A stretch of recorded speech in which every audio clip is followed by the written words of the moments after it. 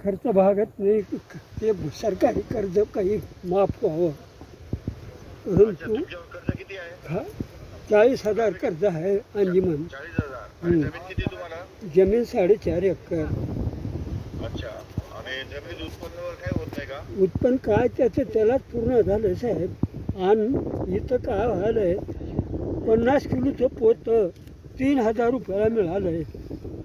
आणि माझं उरा इतकं पोतं क्विंटलचं 4,000 रुपयाला चाललंय. महाग शिल्लक काय बी राहण्यात झालं. म्हणून मालाला भाव मिळावं, झालं कर्ज माफ व्हावं आणि ह्या शेतीला थोड्या शेतवाल्याला सगळ्याला बी खात मिळावं अशी आमची भावना आहे. आता सध्या तुम्हाला शेती कसण्यासाठी काही मदतीची गरज आहे का? आता काय कोळपणाला ह्याला त्याला खुरपणाला आमच्याकडे पैसा नाही, म्हणून आम्ही आऊत वडून ही गवत काढून त्याला खुरपून काढतोय साहेब.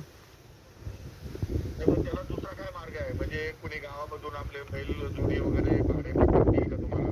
पहिले ट्रॅक्टरवाला येऊन काही भाड्याने करेल का? ट्रॅक्टरनं त्याला दुसरा काय मार्ग आहे ते मला सांगा.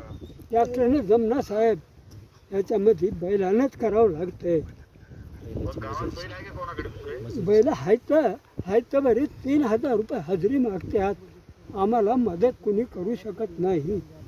एक दिवसाचे 3,000 रुपये मागतात. एक दिवसाची 3,000. तर 1 एकर जमीन आहे माझी. 4 जागावर जमीन आहे साहेब माझी. 4 जागावर जमीन आहे. तर मग तिथून तिथं 4 जागाला एका दिवसामध्ये फिरणं होत नाही. म्हणून हे मला परवडत नाही आऊत लावणं. लोक आता बैलाचा आऊत लावणं परवडत नाही. कृषी अधिकारी तुमच्याकडे पाठवतो. हां तुमची सगळ्या अडचणीची मी समजून घेतो आणि राज्य सरकार म्हणून काय त्याच्यात मदत करता येईल त्याप्रमाणे मदत निश्चितपणे करू आपण. काय काळजी नका करू. बरं, धन्यवाद. धन्यवाद साहेब.